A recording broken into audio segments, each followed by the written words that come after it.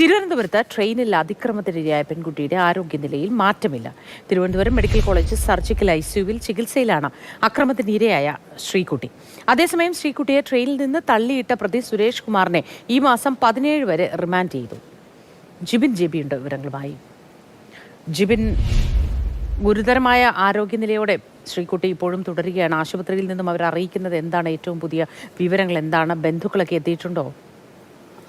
മോത്തി, കഴിഞ്ഞ ദിവസം വൈകിട്ടാണ് ശ്രീകുട്ടിയുടെ ആരോഗ്യനില സംബന്ധിച്ചുള്ള വിവരങ്ങൾ ചർച്ച ചെയ്യുന്നതിനായി മെഡിക്കൽ ബോർഡിന്റെ യോഗം ചേർന്നിരുന്നത്. അതിനുശേഷമാണ് മെഡിക്കൽ ബോർഡ് തിരുവനന്തപുരം മെഡിക്കൽ കോളേജിന്റെ സൂപ്രണ്ട് തന്നെ മാധ്യമങ്ങളോട് സംസാരിച്ചത്. അതായത് ശ്രീകുട്ടിയുടെ ആരോഗ്യനില മാറ്റമില്ലാതെ തുടരുകയാണ്. വെന്റിലേറ്ററിന്റെ സഹായത്തോടു കൂടി തന്നെയാണ് 19 വയസ്സുകാരി ശ്രീകുട്ടി ഇപ്പോഴും തുടരുന്നത്.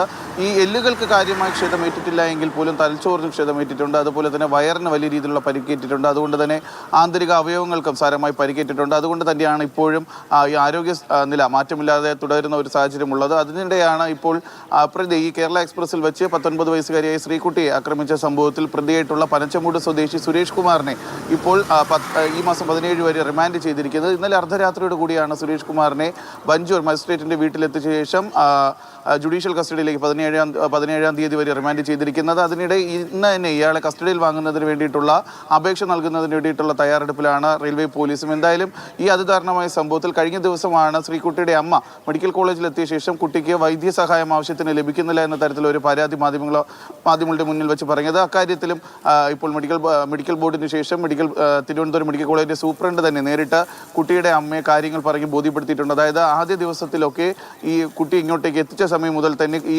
തിരുവനന്തപുരം മെഡിക്കൽ കോളേജ് അല്ലെങ്കിൽ നമ്മുടെ സംസ്ഥാനത്ത് ലഭിക്കാവുന്നതിൽ വെച്ച് ഏറ്റവും നല്ല വൈദ്യസഹായമാണ് പെൺകുട്ടിക്ക് നൽകിക്കൊണ്ടിരിക്കുന്നത്. കാരണം മുഖ്യമന്ത്രിയുടെ ഓഫീസിൽ നിന്നും ആരോഗ്യവകുപ്പ് മന്ത്രിയുടെ ഓഫീസിൽ നിന്നും നേരിട്ട് ഇടപെടലുണ്ടായി. തിരുവനന്തപുരം മെഡിക്കൽ കോളേജിലെ വിദഗ്ധ ഡോക്ടർമാരടങ്ങിയ സംഘത്തെ തന്നെ കുട്ടിയുടെ ആരോഗ്യനില പരിശോധിക്കുന്നതിന് വേണ്ടി നിയോഗിക്കുകയും ചെയ്തിരുന്നു. ഇതിനിടെയാണ് പ്രത്യേക ഒരു ബോർഡ് ചേരുന്നതിന് വേണ്ടി ഇന്നലെ വൈകിട്ട് ആരോഗ്യവകുപ്പ് മന്ത്രി തന്നെ നേരിട്ട് നിർദ്ദേശം നൽകുകയും ചെയ്തത്. ഇതിനെ തുടർന്നാണ് ഇന്നലെ വൈകുന്നേരത്തോടു കൂടി തന്നെ മെഡിക്കൽ ബോർഡിന്റെ അടിയന്തര യോഗം ചേർന്നത്. എല്ലാ ഡിപ്പാർട്ട്മെന്റിന്റെ ഹെഡായിട്ടുള്ള ഡോക്ടർമാരും ഈ യോഗത്തിൽ ചേർന്നു. ഇതിൽ നിന്നാണ് ശ്രീകുട്ടിയുടെ ആരോഗ്യനില സംബന്ധിച്ചിട്ടുള്ള കൂടുതൽ കാര്യങ്ങൾ ചർച്ച ചെയ്തത്. കാരണം ശ്രീകുട്ടി ആരോഗ്യനില മാറ്റമില്ലാതെ തുടരാനുള്ള കാരണം പ്രത്യേകിച്ച് എല്ലുകൾക്ക് ക്ഷതമേറ്റിട്ടില്ല എങ്കിൽ പോലും ആന്തരിക അവയവങ്ങൾക്ക് ഏറ്റ പരിക്കും അതുപോലെ തലച്ചോറിനേറ്റ ക്ഷതവുമാണ് ഇപ്പോഴും ഈ കുട്ടി വെന്റിലേറ്ററിൽ തുടരാനുള്ള കാരണം. എന്തായാലും ഇന്നും വീണ്ടും മെഡിക്കൽ ബോർഡ് യോഗം ചേരുന്നുണ്ട്. ശസ്ത്രക്രിയയോ മറ്റോ അടിയന്തരമായി വേണമെന്ന കാര്യത്തിൽ ഒരു സ്ഥിരീകരണം ഡോക്ടർമാർ പറഞ്ഞിട്ടുണ്ടോ?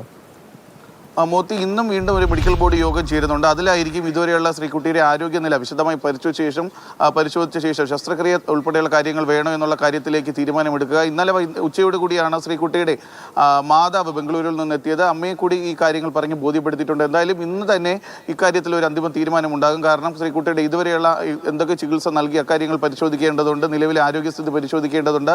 ഒരു ശസ്ത്രക്രിയയ്ക്ക് വിധേയാക്കി കഴിഞ്ഞാൽ അത് തരണം ചെയ്യുന്നതിന് വേണ്ടിയിട്ടുള്ള ആരോഗ്യസ്ഥിതി ഇപ്പോൾ ഈ വെന്റിലേറ്ററിൽ തുടരുന്ന 19 വയസ്സുകാരിക്ക് ഉണ്ടോ എന്നുള്ള കാര്യത്തിലൊക്കെ തന്നെ ഇനി വിദഗ്ധമായ പരിശോധനകൾ നടത്തേണ്ടതുണ്ട്. അതിനുശേഷമായിരിക്കും ഇനി ശസ്ത്രക്രിയ വേണമോ എന്നുള്ളൊരു കാര്യത്തിൽ തീരുമാനമെടുക്കുക. മോത്തി, ശരി. ജിബിൻ ജെബിയാണ് വിവരങ്ങൾ പങ്കുവച്ചത്. വർക്കലയിൽ വെച്ച് അക്രമി ചവിട്ടി തള്ളി താഴെയിടുകയായിരുന്നു ട്രെയിനിൽ നിന്ന്. തുടർന്നാണ് പരിക്കേറ്റ് ആശുപത്രിയിൽ ഇപ്പോൾ ചികിത്സയിൽ തുടരുന്നത്. ക്ഷതം തലച്ചോറിന് ഏറ്റിട്ടുണ്ട്.